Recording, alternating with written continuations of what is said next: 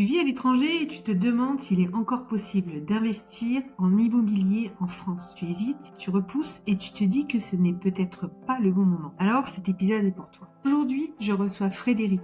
Ancien avocat, il est devenu spécialiste de l'investissement immobilier pour les Français non résidents. Il a accompagné plus de 400 expatriés et Français de l'étranger à acheter depuis l'étranger. Je me souviens du choc sur ton visage quand je t'ai dit que j'ai failli acheter un appartement quand j'avais 22 ans et que je suis partie en VIE au Mozambique et que je ne l'ai pas fait. Est-ce que tu veux expliquer aux auditeurs pourquoi ce choc? Pour plusieurs raisons. Déjà parce que 22 ans, t'imagines. Avec lui, on parle de taux fixe, d'optimisation fiscale, de financement depuis l'étranger, de la gestion à distance et surtout, on casse les fausses croyances.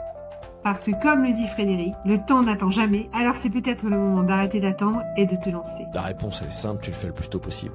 Tu vois, dans la vie, plus t'attends et moins t'as de chances de réussir. Et ça vaut pour tout. Bienvenue dans le podcast Nomadique, le podcast qui parle d'argent et d'expatriation. Je m'appelle Elisabeth Zambélis, je suis expatriée depuis plus de 15 ans et je vis au Zimbabwe. Dans ce podcast, je donne la parole à des experts et des expatriés pour mieux comprendre les enjeux financiers quand on vit à l'étranger. Investissement, fiscalité, transmission, protection de la famille, retour en France. Tous ces sujets qui touchent à ton quotidien si tu vis à l'étranger. Le but, t'aider à prendre de meilleures décisions financières et reprendre le contrôle, même loin de chez toi.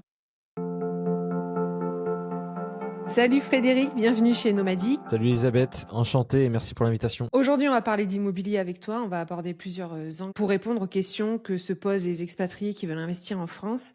Mais avant de commencer et de rentrer dans le détail, j'aimerais bien que tu nous dises pourquoi c'est important quand on vit à l'étranger d'acheter un bien immobilier en France. Ça c'est une très bonne question, il y a vraiment plein de raisons. Moi déjà je peux évoquer très légèrement mon parcours personnel. Moi j'ai toujours habité à l'étranger. Et j'ai toujours eu ce besoin de sécurité qui était quand même important. Quand on habite à l'étranger, c'est-à-dire qu'on peut habiter, ça dépend où, moi j'ai vécu à Hong Kong, etc. L'immobilier est difficilement accessible quand même à l'étranger.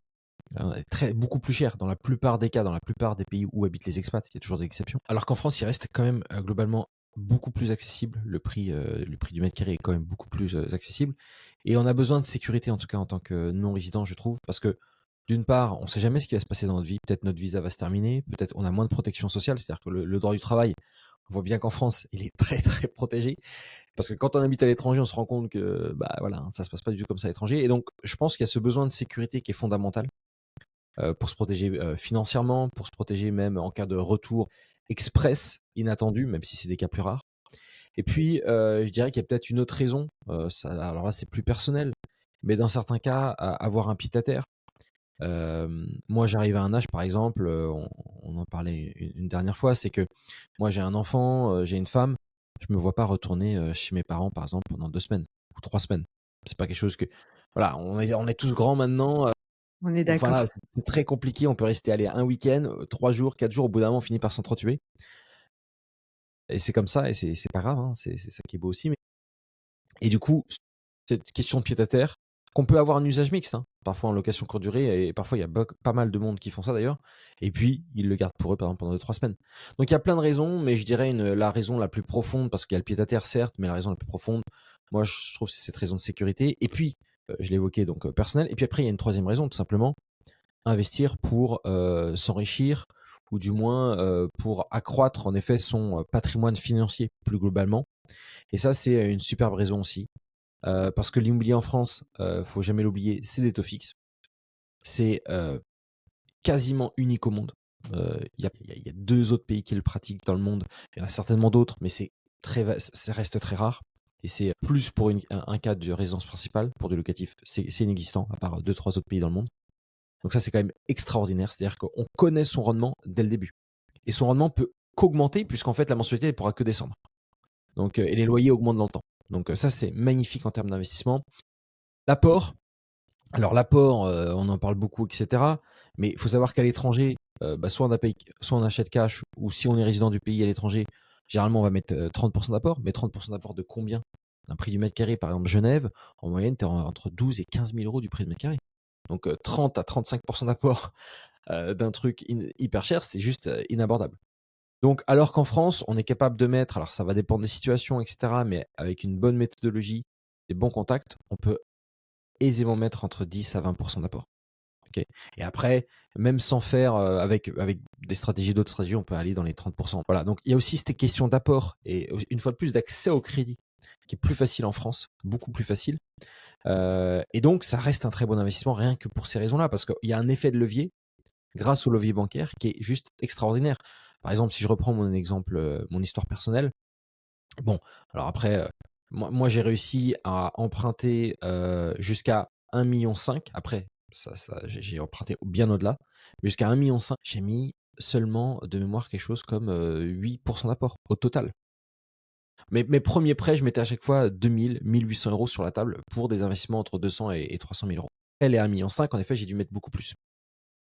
J'ai mis beaucoup plus, mais j'ai envie de dire, j'avais hacké le game. Et encore, c'est plutôt faux. Parce que là, je suis en train d'acheter une maison en ce moment. Une maison tout compris avec 250 000 euros de travaux. Donc, c'est quand même pas déconnant, j'ai envie de dire. Le projet global, c'est 650 000 euros. Je vais mettre un apport de 8%.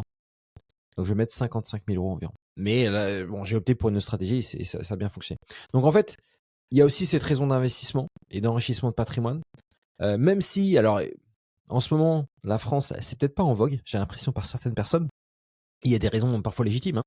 On a un gouvernement assez instable, on va dire. On a des politiciens peut-être pas représentatifs de la population ou pas aussi dignes qu'on pourrait l'être en termes de pays, parce qu'on a un pays avec des énormes atouts.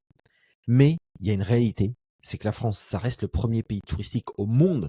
Et cette data, elle n'a pas changé en 2000. Donc, on peut parler de mode autant qu'on veut, mais la réalité, c'est que la France, c'est pas une mode. C'est une permanence, c'est un acquis. Et donc, c'est pour ça que c'est un levier notamment d'enrichissement extrêmement puissant. Donc, pour résumer, sécurité, accessibilité, rendement et financement, est-ce que tu trouves qu'il y a certains types d'expatriés / immigrés à l'étranger qui achètent en France? Non, tout le monde peut y arriver. Attention, juste un point. Et je vais répondre plus globalement. Moi, quand je dis expatrié ou non résident, j'utilise ça vraiment en effet immigré, non résident, expatrié. Pour moi, c'est le même terme. On pourrait rentrer dans la terminologie.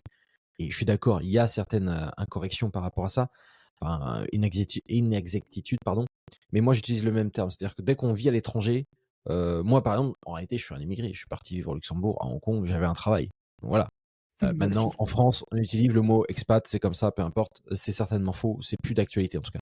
Mais du coup, oui, clairement, et je dirais que 98%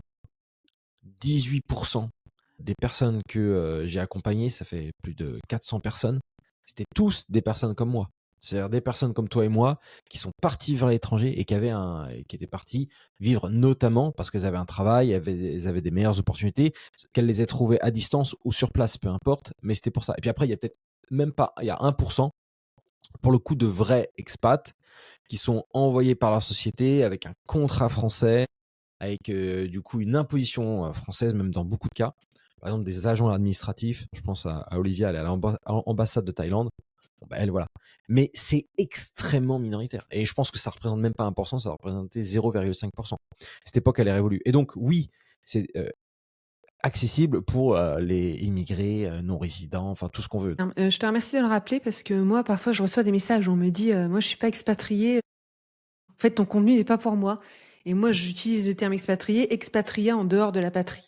Et en fait, ça englobe tous les termes que tu mentionnes. Donc, l'épisode d'aujourd'hui, c'est bien de le rappeler que c'est pour tous les Français qui habitent à l'étranger. Exactement. Qu'est-ce qui est le premier moteur? Est-ce que c'est vraiment la logique de sécurité? Est-ce que c'est pour préparer un retour?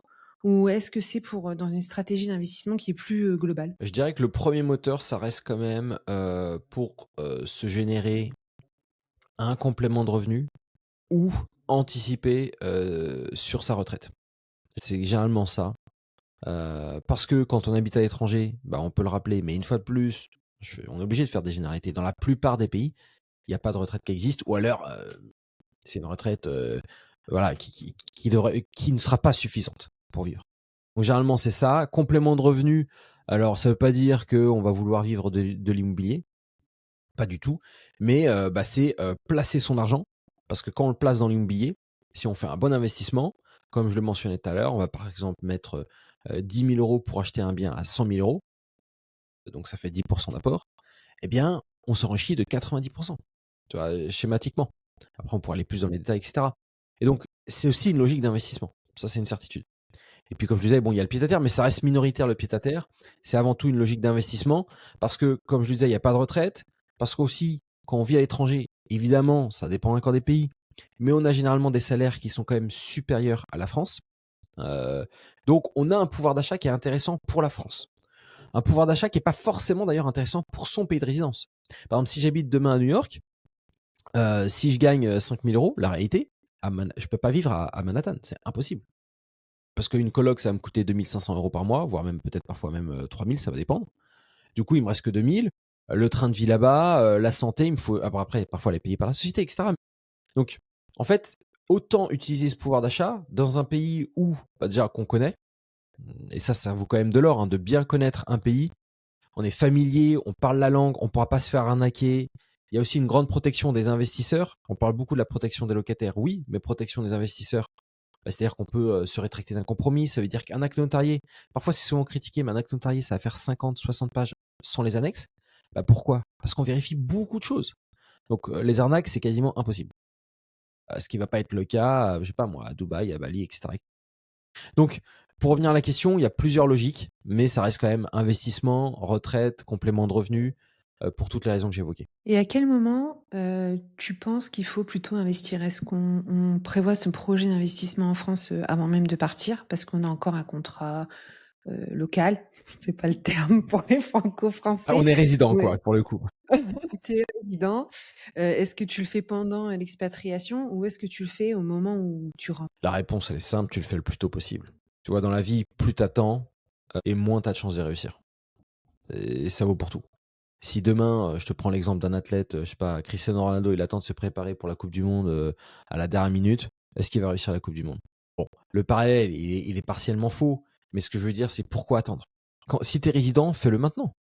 Aussi, il faut pas le négliger. Quand on est résident, ça reste quand même plus facile parce qu'on est physiquement sur place, on peut se déplacer, on a un contact qui est quand même plus évident, on n'a pas de décalage avec le fuseau horaire, donc pourquoi attendre?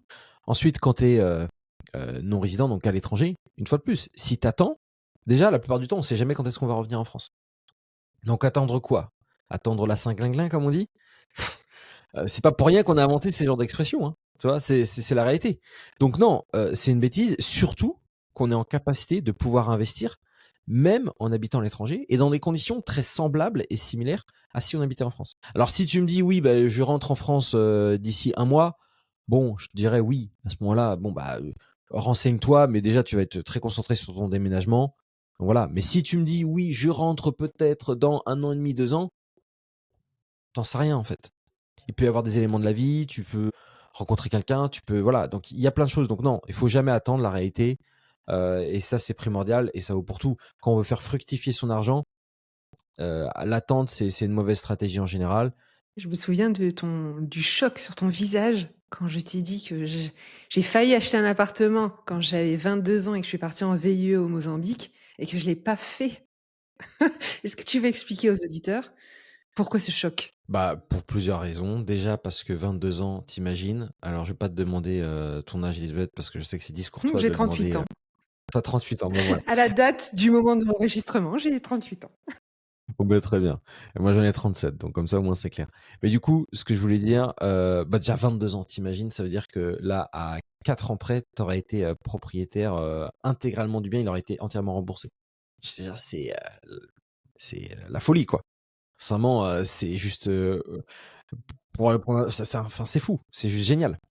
Moi, justement, j'ai fait investir mon frère quand il avait 23 ou 24 ans. Je l'ai pressé. Ah bon, il en a 30, 31. Mais tu verras, dans 10 ans, il sera à notre place. Il aura déjà un bien quasiment de repayé. Et ça, c'est ouf. Enfin, je veux dire, c'est trop bien. Donc déjà, c'est pour ça qu'il faut jamais attendre. Plus tu investis tôt, plus tu en récoltes les fruits. Et en plus, il y a un autre truc, hein, c'est que les prix de l'immobilier, ils augmentent dans le temps. Imagine à 22 ans le prix du bien que tu aurais pu avoir. Imagine le prix maintenant. Et imagine dans 15 ans. Alors oui, on peut faire des scénarios catastrophes, mais si c'est une catastrophe partout dans le monde, hein. Je veux dire, la guerre mondiale, je ne sais quoi, ou les contextes géopolitiques, voilà. Puis après, bon, VIE, Mozambique, bon, c'est sûr que c'est pas des schémas les plus simples.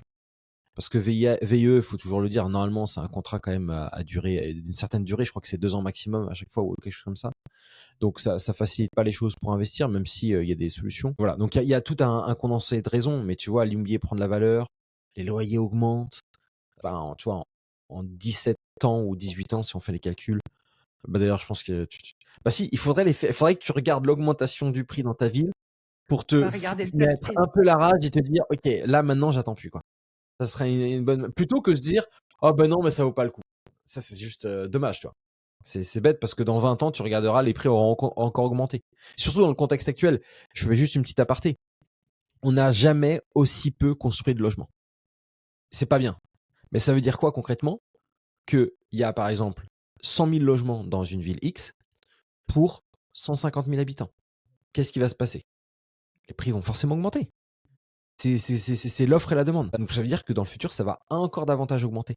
C'est statistique en fait, tout simplement. Bon, bah, c'est super parce que du coup, on va pouvoir entrer dans le vif du sujet et discuter Allons-y. ensemble de comment on fait pour acheter un bien quand on est à l'étranger et du coup, ne pas faire l'erreur que j'ai fait quand j'avais 22 ans.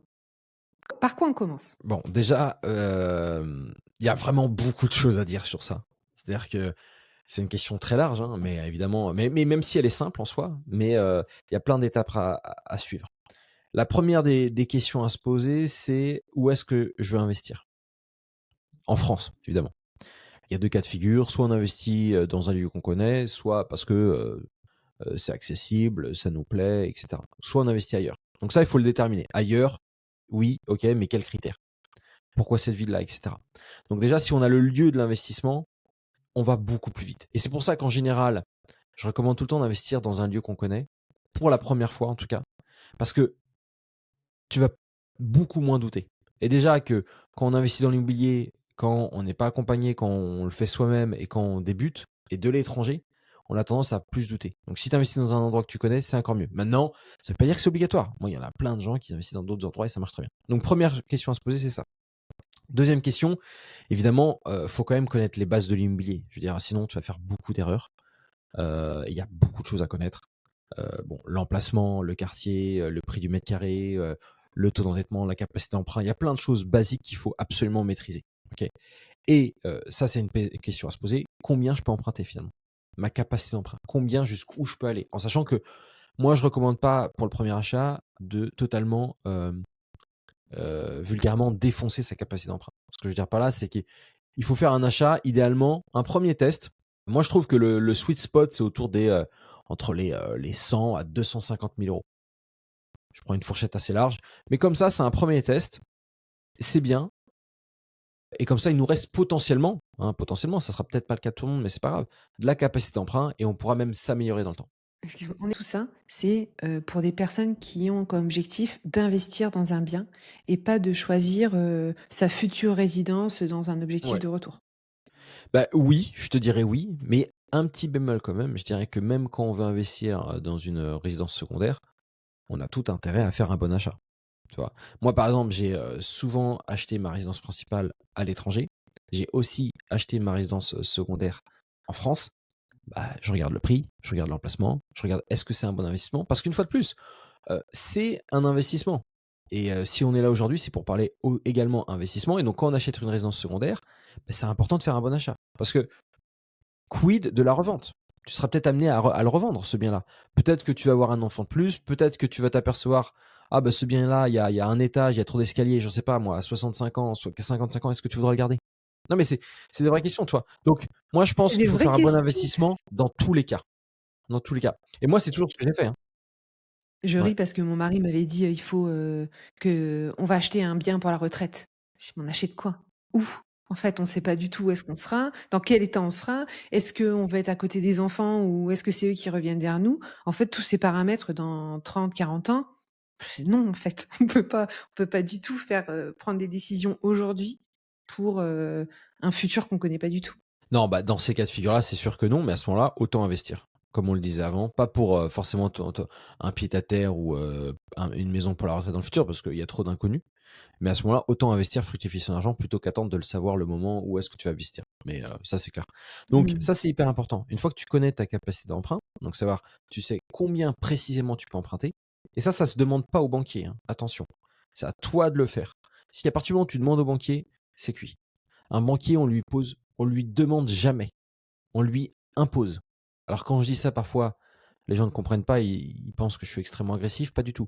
Quand je dis on lui impose, ça veut dire tout simplement qu'on lui dit, voilà, moi, je souhaite faire ça. J'aimerais avoir les conditions de prêt suivantes. Donc c'est une manière d'imposer délicatement, ok, avec cordialité, mais ça marche. Plutôt que lui dire, voilà, combien je peux emprunter, quelles conditions de prêt je peux avoir. Là, c'est fini. C'est fini, le banquier, il va te prêter aux conditions les plus favorables pour lui. Et en plus, généralement, c'est pas un investisseur. Donc vraiment, on ne pose pas la question au banquier, il faut connaître tout ça. Une fois que tu connais ça, il va falloir, en effet, avant de chercher les biens, moi, je préconise tout le temps avoir son financement. Et c'est comme ça qu'on fait, moi, dans tous mes programmes, hein, dans mes accompagnements, mes chasses immobilières, etc. On fait comme ça. On va d'abord chercher le financement. Il faut avoir de la certitude. Ok ? Parce que sinon, si tu ne cherches pas ton financement, qu'est-ce qui se passe ? Tu vas chercher des biens. Tu vas travailler. Tu signes un compromis. Ok, c'est génial. Sauf que tu arrives près de la banque ou des banques. Déjà, tu as la pression. Tu as un timing à respecter. Tu n'as jamais consulté une banque. Tu n'as aucun accord. Déjà, tu te retrouves en position de faiblesse, de subordination vis-à-vis de la banque. Ok ? Parce qu'elle le voit, les délais. Toi, tu vas déjà, même dans ta posture, ça va être compliqué. Et donc, tu vas pas avoir les conditions optimales. Tout simplement. Et ça, c'est dans le meilleur des cas. Dans le pire des cas, tu vas même échouer parce que tu n'auras pas appliqué une certaine méthodologie ou je ne sais quoi. Et donc, tu n'auras pas de financement, tu auras un refus. Et donc, tu auras travaillé pour rien en plus. Et là, tu vas désespérer, tu vas dire, ok, c'est pas possible, on peut pas investir en France. Bah oui, mais la réalité, c'est que tu n'as pas fait les bonnes choses. Donc forcément que tu arrives à cette conclusion. Ok. Ouais. Bon, j'ai plein de questions sur le financement du coup. Ouais, voilà. Ouais. Si tu dis d'abord il faut trouver le financement, comment est-ce qu'on fait? Est-ce qu'on approche sa banque en lui disant j'ai un projet d'acheter un bien de, comme tu disais tout à l'heure, entre 100 et 250 000 euros. Est-ce que vous accepteriez de me financer quand j'aurai trouvé? Alors, presque ça. Oui, mais une fois de plus, tu poses pas la question. Donc en fait, tu vas voir la banque. Alors après, il y a différents types de banques. Il y a des banques qui sont mauvaises, on va dire. Donc il y a plein de choses à aborder, mais on n'aura pas le temps de tout aborder, mais c'est pas très grave. En effet, tu vas voir la banque avec une mini fiche récapitulative de ta situation pour faire preuve de sérieux. Tu la contactes, tu lui expliques concrètement ce que tu souhaites faire et tu lui indiques, voilà, je souhaite faire X, je souhaite avoir telle condition. Déjà, c'est un début. Maintenant, ce ne sera pas suffisant généralement pour avoir des bonnes conditions, mais ça sera suffisant pour certainement déjà avoir un prêt. Et ça va te permettre d'avoir un cadre pour poser les bases et savoir déjà, ok, ce projet-là, je peux le faire ou je peux pas le faire. Donc surtout, faut pas poser la question, est-ce que je peux, toi, est-ce que je peux investir, est-ce que je peux. Non, toi, tu es sûr de toi quand tu vas investir, tu vois. C'est hyper important. Moi, quand je vais voir mes banquiers, je fais des visios, même en plus de nos jours. J'étais il y a encore 3 semaines rendez-vous avec le CIC, c'était en visio. Il y a peut-être 1 mois et demi rendez-vous avec Crédit Mutuel, visio. L'autre jour BNP, téléphone. Donc ou même Visio Teams, ils utilisaient Teams. Donc on peut largement faire tout ça à distance. Il suffit d'une connexion internet, hein. Donc de nos jours, internet, on peut l'avoir partout, quoi. Donc il n'y a pas vraiment de problème par rapport à ça, quoi.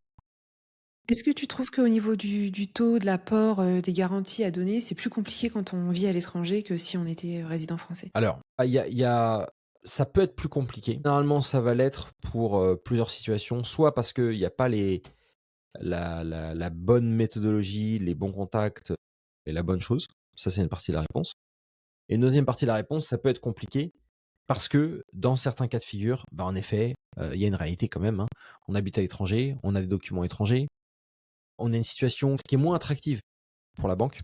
Ok, même si on gagne, je dis une bêtise, 10, 15, 20 000 euros par mois, ce qui est des sommes quand même extrêmement conséquentes, eh bien, en fait, la banque ne va pas gagner, on va dire, autant d'argent avec nous potentiellement qu'avec un résident.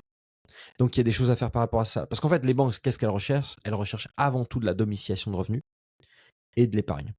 Parce que plus elles ont de l'argent en banque, plus elles peuvent. Parce qu'aujourd'hui, le prêt, il se fait essentiellement sur la base de l'épargne qui est en banque et de la domiciliation des revenus.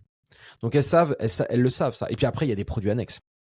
Donc, c'est pour ça qu'aussi, il y a un intérêt quand on est non-résident. Il faut partiellement gommer ce défaut-là en prenant, pourquoi pas, des assurances au sein de la banque. On a tous besoin, par exemple, d'une assurance pour le bien immobilier qu'on va acheter, une assurance emprunteur. On peut acheter également, pourquoi pas, il peut y avoir des petites contreparties financières. Au lieu d'acheter tes titres en bourse, je sais pas moi, tu vois, par exemple avec des giros, je sais pas moi, certains brokers en ligne, autant le faire avec la banque en elle-même. T'augmentes ton produit net bancaire, tu vois. T'augmentes ton scoring bancaire. Donc ça, c'est des petits trucs. Maintenant, il n'y a pas forcément d'aller très haut là-dedans, mais ça peut aider, tu vois. Donc déjà, oui, après, je le dis souvent, il y a un autre élément. Il faut choisir ses batailles. Moi, ça, c'est un truc que je répète souvent. C'est-à-dire qu'on ne peut pas gagner sur tous les tableaux. Parfois, on peut gagner sur tous les tableaux. Je dis ça, on peut quand même. Franchement, il y a plein de gens plein de membres, moi, qui arrivent. Et moi, tu vois, sur le prêt que je t'ai mentionné initialement, là, pour le coup, là, je pense que j'ai quasiment un sans faute. Mais l'avant-dernier prêt, j'avais pas eu ça. C'est-à-dire que là, j'ai 8% d'apport, j'ai 3,1% de taux d'intérêt, ce qui est très bien, et j'ai un différé de 24 mois. Bon, après, j'ai des gros travaux. Donc là, c'est quasiment un sans faute. J'ai une durée même 25 ans de prêt. Donc là, c'est trop cool. Normalement, c'est plus 20 ans. Ça reste génial. Il faut aussi accepter que parfois, il faut choisir ses batailles. Donc, je veux dire par là, parfois, il faut peut-être accepter de payer un taux d'intérêt un peu plus élevé. Négocier davantage, par exemple, la durée du prêt, le différé, l'apport, tu vois. Et ça, c'est important aussi. Parfois, on peut pas gagner sur tous les tableaux, et donc, faut savoir choisir ses batailles. Et à partir de là, prioriser plutôt quelque chose que quelque chose d'autre. Est-ce que tu peux nous donner des exemples La première conséquence, je dirais, généralement, ça va être sur l'apport, et surtout sur les personnes. Je suis désolé de le répéter, mais c'est arrêté, qui sont pas les bases, qui sont pas bien accompagnés, qui connaissent pas en fait. Voilà. Mais ça va être sur l'apport. Là, il y a des personnes, moi je le vois, qui nous contactent parfois, 40% d'apport, quoi. Ou 35-50% d'apport. Bon, bah autant dire que là, game over, quoi. C'est très compliqué. Donc ça c'est compliqué. Et donc c'est pour ça que c'est important de se faire accompagner. Et je dis pas ça, que ce soit moi, quelqu'un d'autre, on s'en fiche. Ça, c'est sur l'apport. Alors qu'un résident, oui, j'ai pas dit pour l'apport. Il fait pas trop d'efforts, il aura pas besoin de mettre 40% d'apport. On lui demandera peut-être du 10, 15, 20, tu vois. Voire même moins, hein. Ça dépend si, voilà, son niveau d'avancée dans l'immobilier, mais voilà. Donc il y a quand même, on fait un x2 parfois en tant que non-résident quand on connaît pas bien les trucs. Ensuite, frais de dossier, ouais, je le vois souvent. 1700, 1500, parfois même 2000. J'ai même vu récemment, bon, c'était un cas très particulier, 5000 euros. C'est énorme auprès de la banque, frais de dossier. Là, bon, je l'ai rarement vu. C'est qu'une fois d'ailleurs, hein, sur beaucoup de personnes. Mais alors qu'un résident, on va être sur du 500, 700 euros. Donc tu vois, une fois de plus, quasiment du fois deux. Parfois 1000, mais on augmente quand même de 50%. Hein. 1000 versus 1500, c'est pas rien. Donc ça, et puis après, le taux d'intérêt aussi. De temps en temps, ça peut être un peu plus élevé, mais pas forcément, tu vois. Alors là, ça va plus être une question de type de banque. Mais moi, avec toutes les banques que j'ai au téléphone, franchement, toutes les semaines quasiment, il y a plein de banques qui me disent non, mais le taux d'intérêt, nous, on fait comme les résidents. Mais il y a quelques banques, quelques conseils qui, elles vont un peu plus durcir le ton, parce que parfois, il y a des banques aussi où il y a des commissions pour les banquiers. C'est pas le cas de toutes les banques. Tu vois, Crédit Agricole, par exemple, il n'y a aucun commissionnement auprès des conseillers bancaires. Bah, donc en fait, Crédit Mutuel, c'est la même chose. Moi, j'ai eu l'autre jour l'un de mes banquiers au téléphone. Il m'a dit, moi, toute manière, que je vous prête à 3,1 ou 3,8, ça change rien pour moi. J'ai pas de commission dessus. Et franchement, j'ai trop apprécié qu'il me le dise. Je me suis dit, ah bon, bah, c'est bien, on va pouvoir l'honnêteté? longuement travailler ensemble. Enfin, franchement, moi, je me suis dit ça à la tête. Je me suis dit, c'est trop bien. Et c'est vrai, au final, pourquoi faire 3,8 si tu gagnes rien dessus? Autant favoriser une relation long terme de fidélité avec ton client, parce que s'il me prête 3,1, 3,2, j'en sais rien, il sait que je vais revenir, toi. S'il me fait un taux ahurissant, je risque d'aller voir une autre banque. Donc voilà. Donc en gros, les grosses différences, ça va être ça. Après, les autres différences, elles sont moindres. Tu vois, la durée du prêt, généralement, il peut y avoir des impacts. Mais c'est quand même un peu plus rare. C'est plus une question d'âge ou une question de risque parfois aussi. Tu vois, ça va dépendre. Et de risque dans le sens, le contrat sous lequel tu travailles, un contrat local, détaché, ou si tu es entrepreneur, ou un contrat Par expatrié exemple, 5 étoiles? entrepreneur, ça peut être plus compliqué que salarié. Ça, c'est une réalité. Maintenant, il y a aussi des solutions. Tu vois, tu peux, pourquoi pas investir en SCI avec quelqu'un qui est salarié. Il y a même une solution qui est même géniale en tant qu'entrepreneur, sans créer d'SCI. On peut le faire soi-même, tout simplement. On peut se mettre salarié de son entreprise. Tu vois, Si on a une entreprise, enfin, ça dépend de son statut. Il y a plein de choses à faire. Il y a des petites solutions par-ci par-là qui font qu'en fait, on peut contourner ça. Mais il y a plein de gens, en tant qu'entrepreneur, ils pensent qu'ils ont une meilleure situation, mais pour une banque, c'est faux. Ils n'ont pas ce schéma-là. Ils ont un schéma gestion du risque. Et un entrepreneur, c'est par définition quelqu'un qui prend du risque. Tu vois, c'est comme ça. T'entreprends, c'est lié à la notion de risque. Donc voilà. Donc en effet, entrepreneur, pays de résidence, il peut y avoir, et c'est une réalité aussi, des pays beaucoup moins attractifs. Je sais pas, moi je te sors un pays au hasard, Kazakhstan. Bon, j'ai jamais eu de clients au Kazakhstan. Peut-être un jour j'en aurai un. Par contre, tu vois, sur le mois dernier, donc mois de mai, là quand on tourne cet épisode, on est en juin. J'ai eu Mohamed, il habite à Djibouti. Il a eu son prêt, 14% d'apport. Il habite et pour investir à Toulouse. Pourtant Djibouti, je veux dire, c'est pas un pays classique. Je pense à Romain, il habite au Qatar. Il va investir à Rochefort. Son prêt, la même chose. Lui, ça sera 10% d'apport. Et alors lui, pour le coup, c'est jackpot. C'est-à-dire, il a tout. Tout est aligné. Alors que Mohamed, par exemple, l'apport était nickel. Le taux d'intérêt, il a payé un peu plus cher. Au lieu d'être autour des 3,5, il a payé plutôt 3,8. Mais est-ce que c'est si grave que ça, tu vois?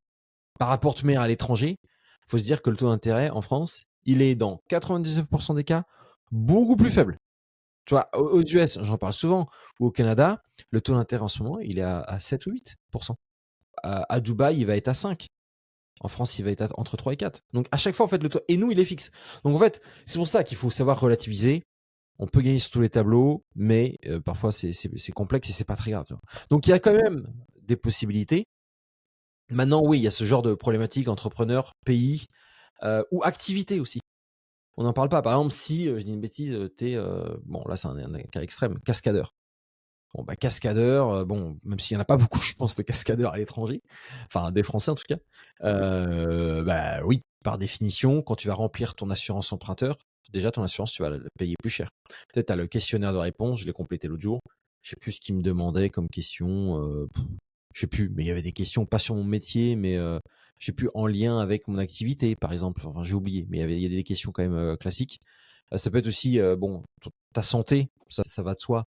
Tu fumes pas, est-ce que tu as eu des problèmes, tu as eu malheureusement des graves maladies dans le passé, etc. Bon, ça c'est plus classique et c'est pas forcément du tout lié aux résidents. Et tu mentionnes Djibouti, le Kazakhstan, Qatar, etc., des pays qui font un peu, j'imagine, pour le banquier franco-français, c'est un peu la panique. Est-ce que tu as des documents qui sont différents? Par exemple, les contrats de travail ou les fiches de paye que tu peux avoir ou pas avoir dans certains endroits?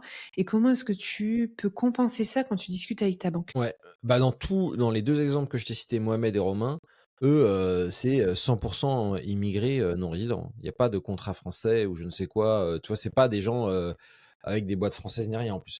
Donc voilà. Par contre, qu'est-ce qu'il faut faire en effet? Déjà, il faut toujours faciliter et mâcher le travail au banquier. Plutôt que lui envoyer déjà tes documents tout écrits en étranger, en arabe, en chinois, en anglais, dans une devise étrangère en plus, tu as tout intérêt, par exemple, à préparer un document tout traduit, par exemple, en euros. Ton contrat de travail, pourquoi pas, ou tes fiches de salaire, tu peux également les traduire. Et ça va un petit peu aider. Parce qu'en fait, il faut toujours se dire, le banquier, comme un peu tout le monde est par nature, d'ailleurs, je pense, c'est procrastine, a fait preuve de paresse à un moment ou à un autre. Bah, le banquier, il n'échappe pas à la règle. Donc, il faut faciliter, mâcher le travail. Donc ça veut dire tu vas traduire. Alors franchement, moi la traduction des documents, ça reste rarissime. Nous on le fait jamais. C'est peut-être une personne sur 100 à qui ça arrive ou 50 chez nous quoi. Mais par contre, tout mettre en euros, tout mettre dans ta fiche récapitulative. Déjà tu peux mettre nous en fait on fait une fiche déjà où on met toute notre activité, etc. Tout est en français et en euros. Donc déjà c'est très facile. Je m'aperçois aussi, il y a beaucoup de banquiers qui ne demandent pas le contrat de travail. Ils demandent avant tout les fiches de salaire. Tu vois, mais beaucoup, énormément. Il y en a qui le demandent, mais ça a été écrit en anglais, ils vont regarder rapidement. Ensuite, là, ça c'est hyper important, les 3 derniers mois des extraits bancaires. Donc là, c'est pour ça qu'il ne faut pas faire de bêtises, il faut faire attention à ses dépenses, etc. Mais ça, c'est assez classique. Et après c'est essentiellement ça, sincèrement. Et les autres documents, ça va concerner plus le bien immobilier, tout simplement. Donc ça reste des documents, honnêtement, quand on est non-résident, j'ai rarement vu des documents. Il y a des cas de figure, par exemple, quand on va habiter aux États-Unis, Singapour. De temps en temps, la banque elle peut demander, ça va dépendre une fois de plus des banques, mais un avis juridique sur le fait que si, par exemple, tu ne rembourses pas le prêt, elle est en capacité d'aller chercher la créance, la créance qu'elle a envers toi, pour que tu sois tenu de payer donc la dette que tu as contractée. Mais ça reste plutôt rare. Dans la plupart des cas, on n'a pas plus de documents que les autres. Tu vois. Moi, j'ai jamais donné des documents mirobolants, hormis sur le bien immobilier. Donc là, il n'y a pas vraiment de complications, c'est juste qu'il faut faciliter le travail au banquier, on va dire. Si tu te retrouves dans une situation où tu reçois un bonus, un héritage, une grosse somme d'argent et que tu te dis: «Mais en fait, moi, le financement, tout ce sujet de financement, je m'en fous. Je vais acheter comme ça». Est-ce que tu conseilles de le faire? Bah non, pas du tout. Je te dirais que moi, par exemple, si admettons tu hérites des 100 000 euros, avec 100 000 euros, je pense que si tu l'achètes cash, un studio par exemple, dans une ville comme Metz, Nantes, Rennes, peu importe, moi je suis probablement en capacité de t'en acheter 5 studios. Je ferais 5 fois plus d'acquisitions, voire même peut-être. Bon, après, je vais pas pousser le bouchon non plus trop loin. Je vais dire peut-être 10 si je mets à chaque fois 10% d'apport, parce qu'il y a une probabilité. Hein. Franchement, je serais incapable. Enfin, je l'ai fait, donc. Et il y a des membres qui le font. Maintenant, répéter 10 fois, c'est possible, mais ça va pas être non plus être évident, ça va dépendre de la banque. Mais du coup, oui, ce serait une gravissime erreur, parce que pourquoi? Il y a des personnes qui, quand elles pensent emprunt, elles pensent tout de suite au coût. Parce que, évidemment, le financement, ça a un coût. Il y a le taux d'intérêt, il y a les frais de dossier, etc. Et la réalité, c'est que ce coût-là, il est largement compensé par l'effet de levier que je mentionnais avant, tout simplement. Et les statistiques le prouvent. À un moment, moi, dans mon accompagnement, j'avais fait des statistiques, alors je les ai plus toutes en tête. Mais on regarde, par exemple, deux personnes, une personne qui achète cash et une personne qui utilise ces fameux 100 ou 200 000 euros pour acheter 2 ou 3 appartements. Elle sera beaucoup plus gagnante parce que c'est 3 biens qui vont augmenter en valeur. C'est 3 loyers qu'elle reçoit. Donc en plus, il y a une division du risque. Et même en termes d'enrichissement, les statistiques étaient formelles. Tu es largement gagnant à emprunter.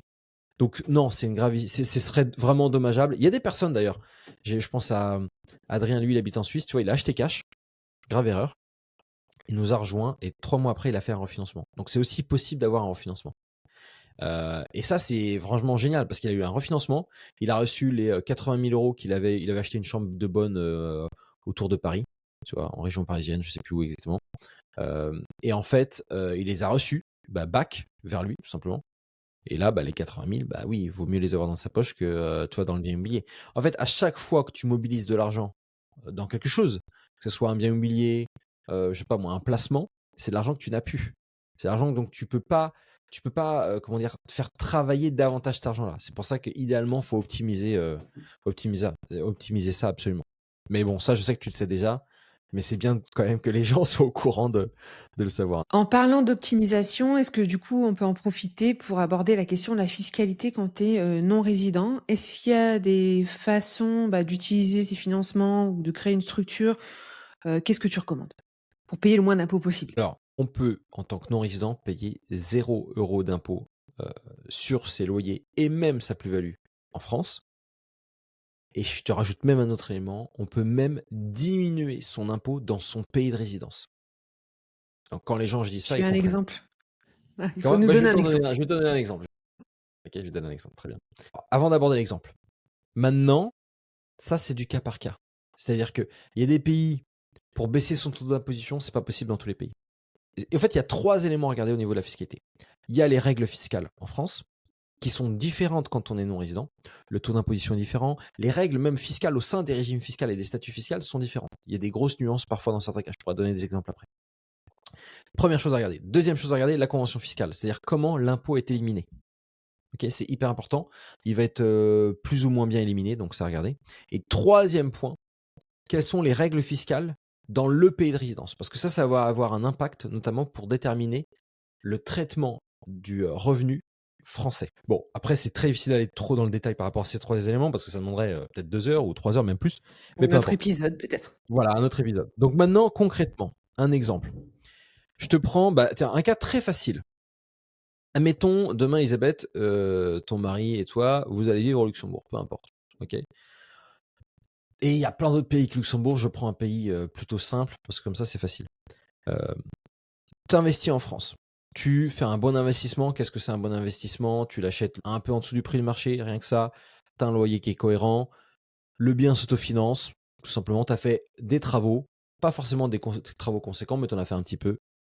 Tu choisis un régime fiscal, par exemple, tu vas choisir le BIC, donc bénéfices industriels et commerciaux, et tu vas choisir le statut LMNP, qui est quand même assez connu, loueur meublé non professionnel. Ce statut il est intéressant parce que tu vas pouvoir déduire toutes les charges en lien avec le bien immobilier. Donc tu vas pouvoir déduire les travaux, tu vas pouvoir amortir ton bien immobilier, tu vas pouvoir déduire toutes les charges possibles et inimaginables, l'assurance, etc. Et même ton billet d'avion. Ça se tente.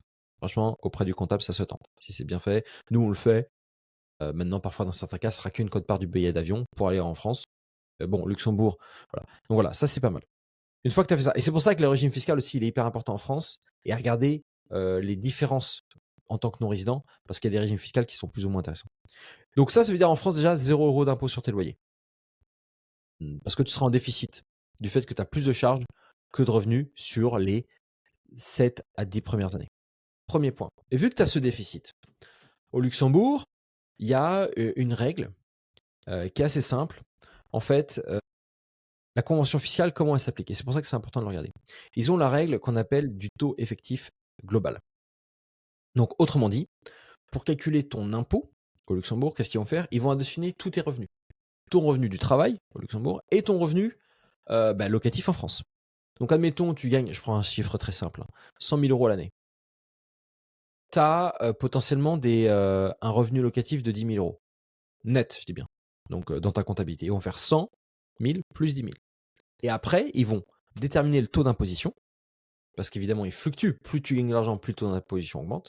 Et derrière, ils vont l'appliquer, non pas sur les 110 000, mais sur les 100 000, que sur le revenu local. C'est comme ça que fonctionne la convention fiscale avec Luxembourg. Il y en a d'autres qui fonctionnent comme ça, mais ça serait long à faire une liste. Maintenant, ça marche également dans le sens inverse. C'est-à-dire que dans mon cas de figure, tu sais, je te parlais d'un investissement qui était cohérent, intéressant, etc. Là, tu payes, tu as un déficit comptable. Tout simplement parce que tu as plus de charges avec les travaux, les frais de notaire, les frais d'agence, etc. sur les 7 à 10 premières années en général. Il va y avoir des exceptions, mais si tu fais bien les choses, ça va être facile. Eh bien, ce déficit, je schématise, hein, ce déficit, on va dire, il est de moins 25 000 €. OK? Sur la première année. Les moins 25 000, tu les mets dans ta déclaration d'impôt au Luxembourg. OK?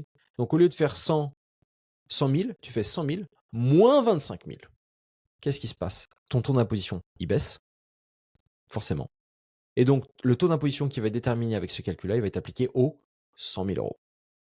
De facto, tu payes 0 € d'impôt en France. Tu as baissé ton taux d'imposition dans ton pays de résidence. Je veux dire, que demande de plus? Enfin, que demande le peuple, quoi? Je veux dire, là, je veux dire, c'est difficile de le faire mieux. Mais ça, c'était un très bon exemple. Maintenant, il y a d'autres pays où c'est possible.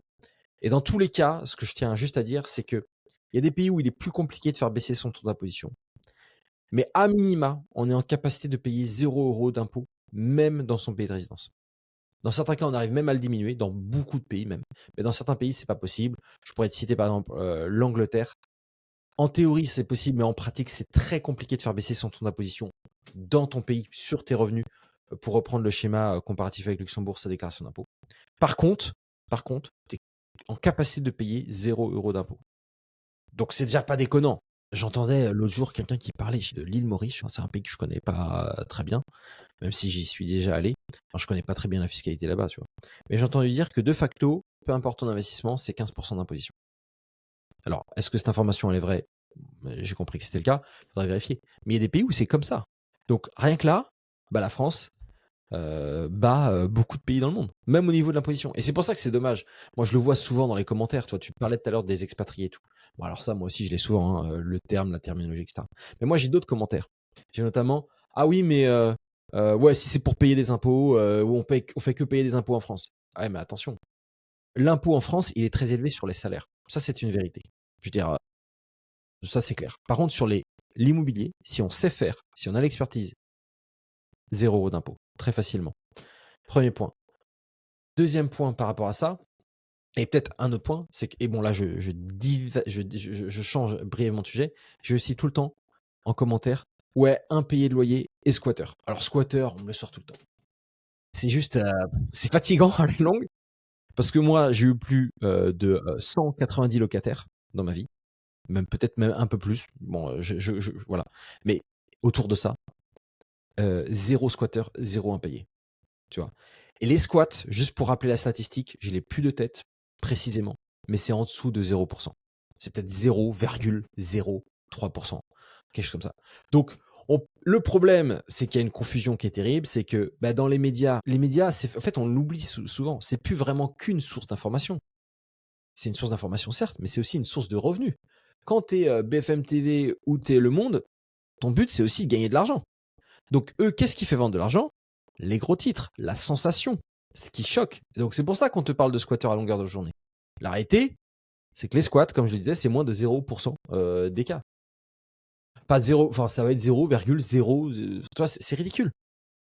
Et les loyers impayés, pour revenir à ça, la statistique officielle des tribunaux, c'est autour des 1,5%.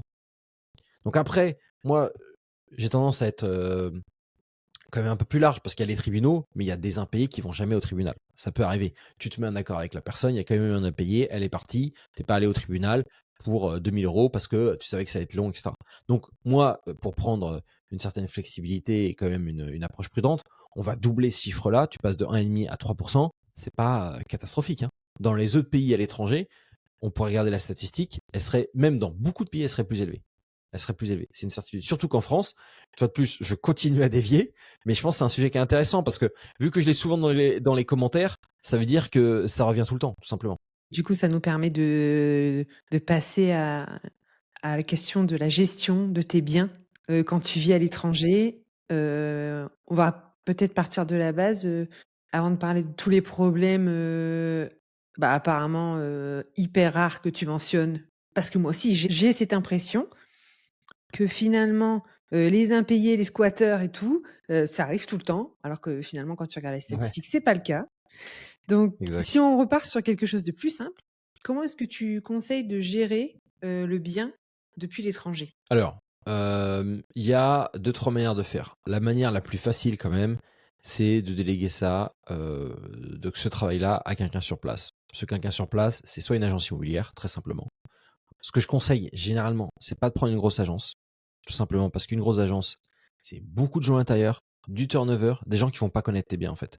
Ah, d'un coup, ça va être Jean-Pierre, après demain, ce sera Nicolas qui va gérer ton bien, les clés vont se balader après à David, j'en sais rien. En fait, ils connaissent pas ton bien, ils connaissent pas vraiment l'emplacement, quel étage, etc.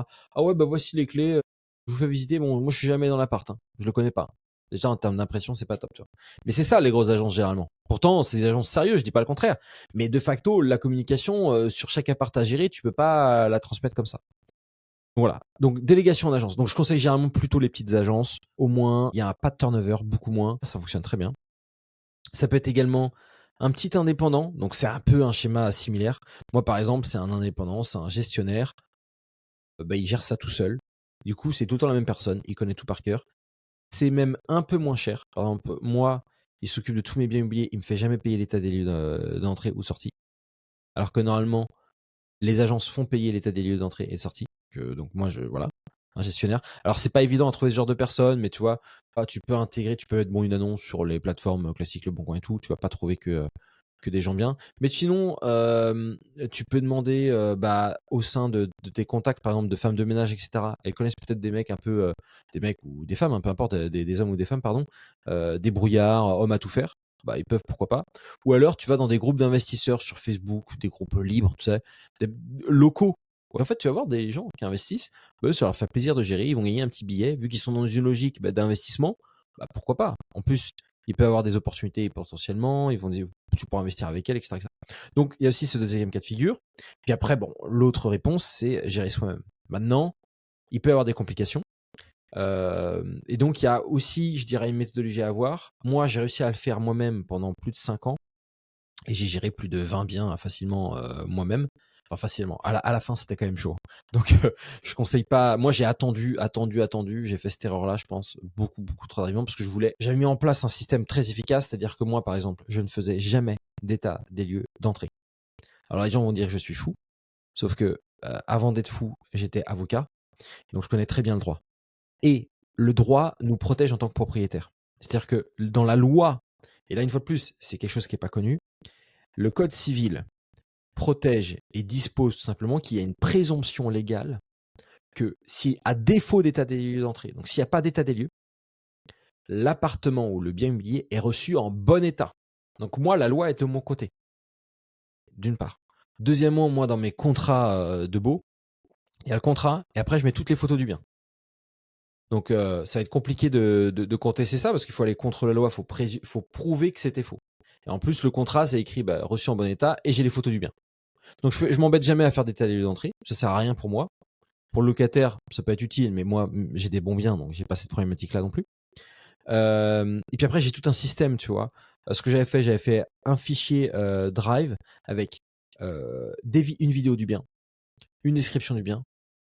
Et en fait, la sélection, moi, des locataires, ce que je faisais, c'était, ok, ils m'écrivaient, je mettais sur le bon coin, Sudapart, peu importe. Ils sont intéressés, voici mon numéro de téléphone, c'est un numéro de téléphone bis que j'ai, tu vois. En plus, maintenant, de nos jours, il y a plein de eSIM, etc. Numéro français pour pas qu'ils aient peur. Écrivez-moi sur téléphone. J'ai un message copié-collé dans mes notes. J'avais à l'époque, je dois l'avoir encore, hein, la description totale de mes biens immobiliers avec un fameux lien URL qui va vers ce fichier Drive. Je lui envoie, regardez ici la vidéo. Si la vidéo vous plaît, vous me tenez au courant, déposez votre candidature. Ils déposent leur candidature. Évidemment, avant, tu regardes, bon voilà, comment ils écrivent sur Internet, s'ils disent pas bonjour, etc. Bon voilà, ça va de soi. Il faut regarder, il faut pas être naïf non plus. Si c'est acté, très bien, ok. Est-ce que vous souhaitez postuler? Oui, mais moi je voudrais faire une visite physique. La visite physique, elle se fait qu'au moment de l'entrée dans le logement, pas avant. Et en fait, tu t'aperçois que oui, parfois il y a des petites problématiques par rapport à ça, mais généralement, sur la plupart des candidatures, sur 10 candidatures, il y en a 8 qui vont accepter, ou 7. Il y en a 2-3 qui vont pas accepter. Donc moi, j'ai jamais eu le vrai problème. J'ai des personnes qui me disent oh non, non, non. Mais la plupart du temps, ça marche. Et ensuite, une fois que la personne, elle postule pour de vrai, etc., et que c'est bon, moi, avant de signer le contrat, je l'appelle. 1 minute, 30 secondes au téléphone. Entendre le son de sa voix. Savoir qui elle est. Et je pose juste une question. Ok, est-ce que vous pouvez m'expliquer votre projet pour venir dans la ville, ou votre projet actuel au sein, par exemple, moi j'investis beaucoup en Loire-Atlantique, donc en Loire-Atlantique, à La Baule, à Saint-Nazaire, peu importe, à Nantes, c'est quoi votre projet? Et parfois, moi c'est simple, moi je vais étudier, ou je suis déjà étudiant, ou alors moi c'est simple, voilà, je change de travail. Avant je travaillais, je dis une bêtise, à Saint-Philbert de Grandlieu, maintenant je vais travailler aux Sorinières. Là je t'ai sorti des petits patelins, mais peu importe. Et du coup, ok, et là je la laisse parler. Et j'écoute juste comment elle parle, comment elle se présente. Est-ce que son projet est sérieux? Si j'ai des doutes, je creuse, ou peu importe. Si j'ai pas de doute, c'est bingo. Et là, c'est bon. Signature du contrat et c'est parti. Maintenant, c'est réplicable, mais jusqu'à un certain moment, et c'est quand même du temps. Si on investit dans l'immobilier, c'est pas forcément pour tout gérer soi-même, surtout quand on habite à l'étranger. Donc ça peut le faire, notamment au début, quand on a plusieurs biens, qu'on veut vraiment économiser. Oui, tu vas économiser de l'argent avec ça. Maintenant, parfois, il vaut mieux peut-être un petit peu investir et regarder combien ça va te rapporter aussi. Donc voilà. Mais c'est une solution, Ouais, tout simplement. tu décris tout ça, moi ça m'angoisse. En fait, à l'idée de devoir faire un truc pareil, donc moi je serais Bah de oui, la team prenez quelqu'un. Et bah évidemment. si donc tout ça c'est pour les biens que tu vas louer à une location simple. Si je veux faire de la location courte durée, est-ce que tu le conseilles ou pas du tout? Location courte durée, Ouais, un ça petit peut le Airbnb. faire. Sincèrement, oui, pourquoi pas, mais à ce moment-là, il faut avoir une bonne agence. Parce que là, le faire soi-même, ça va être complexe quand même. Je veux dire, il y a des possibilités. Moi, je l'ai fait par moi-même au tout début aussi. Je l'ai fait moi-même. En fait, je l'ai pas fait moi-même. Mais généralement, je t'explique, il y a deux cas de figure. Soit tu délègues à une agence. Il y a plein de conciergeries, c'est connu quand même, hein. La seule problématique, c'est quand même un peu frustrant. Ils vont prendre en général 20 à 25% de tes revenus locatifs, pas de ton bénéfice. Et ça change tout. Donc, bon, c'est un peu embêtant. Mais derrière, tu as aussi une tranquillité d'esprit et franchement, il vaut mieux le faire. Ou l'autre solution, bon, tu le fais toi-même, mais quand je dis que tu fais toi-même, en fait, tu le fais pas toi-même. Moi, à un moment, j'ai fait ça. J'avais pris une bonne femme de ménage. J'ai une femme de ménage, une personne qui fait le ménage qui est juste top. Je l'avais plus cher. Et en fait, c'était elle qui gérait tout. Tu vois, j'avais automatisé l'entrée et les sorties. Dès qu'il y avait un problème de logement, elle devait faire le ménage. Donc elle me le disait. Ok, c'est simple. Là, le lit il est cassé. Ok, c'est toi qui. Et c'était la femme du ménage et la personne qui s'occupait du ménage qui s'en occupait. Bon, le lit cassé, c'est plus rare. Mais bon, je recommande pas. C'est quand même assez galère. Surtout quand on a plein de logements et on veut de la tranquillité d'esprit. Donc voilà. Maintenant, est-ce que je recommande la location courte durée? Je dirais pas forcément pour un premier investissement, tu vois. Moi, je dirais plutôt peut-être après. Ou alors, faut avoir en effet, mettre dans son calcul de rentabilité, déjà, tu te le mets déjà à moins 25%, quoi. Tu vois, tu te mets ces frais-là. Et après, ouais, ça peut être pas mal. Par exemple, moi, la maison que je suis en train d'acheter, où je pense que je vais la louer en courte durée, mais je vais mettre une agence dessus, ça c'est sûr. Et après, l'intérêt pour moi, c'est que de temps en temps, je vais y venir, tu vois. L'été, je vais y venir un peu. Donc là, ça peut être intéressant.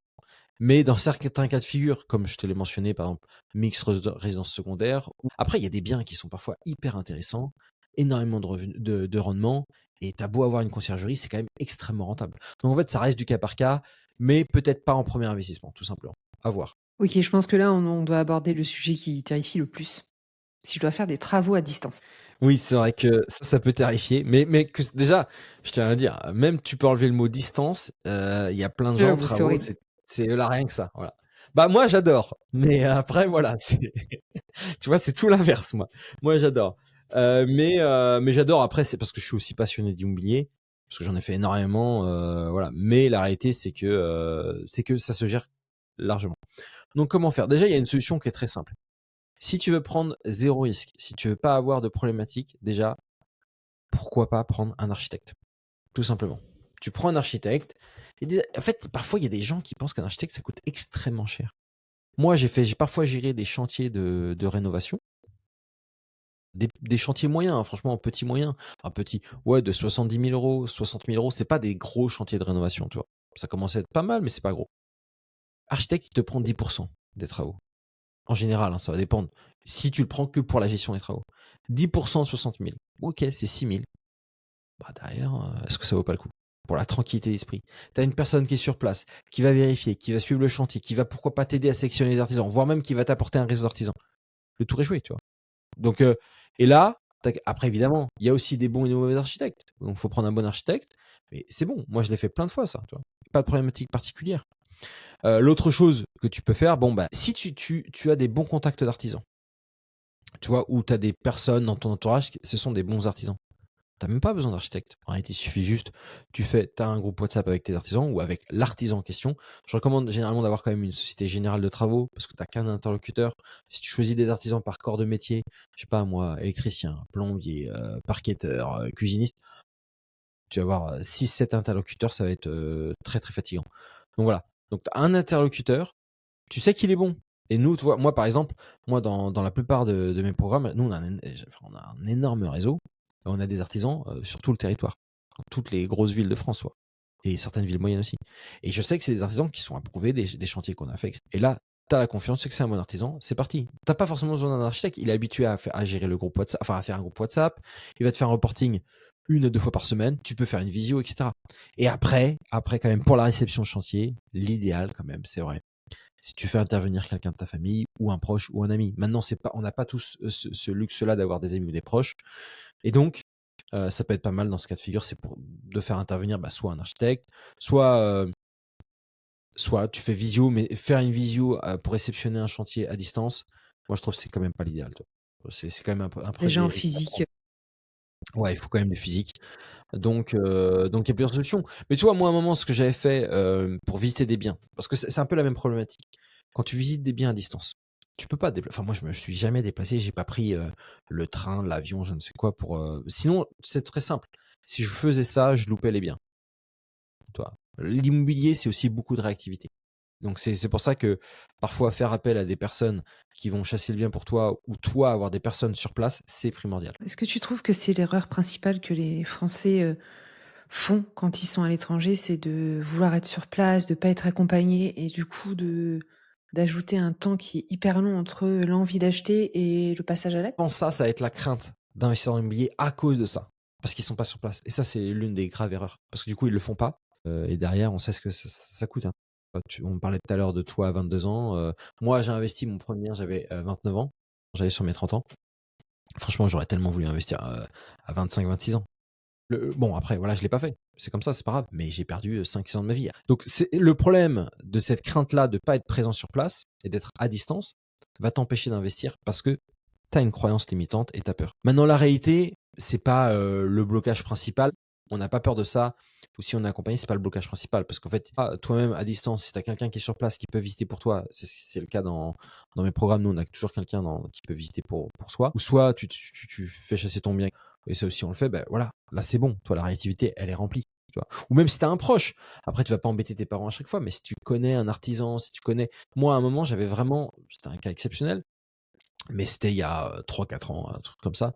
J'avais vraiment personne. Mes artisans, c'était en plein mois d'août, tu vois, ils étaient en vacances. J'avais mon frère qui était pas là, mes parents qui étaient pas là.